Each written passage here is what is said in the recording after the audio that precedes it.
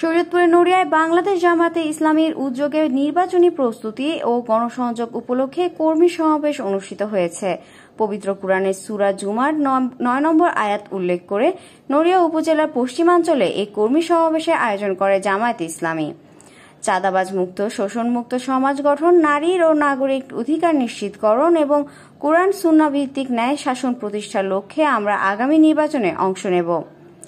সমাবেশে জেলা ও উপজেলা জামায়াতের নেতৃবৃন্দ উপস্থিত ছিলেন। সভাপতিত্ব করেন নড়িয়া পৌর জামায়াতে ইসলামীর আমির মোহাম্মদ মোর্শেদ খান।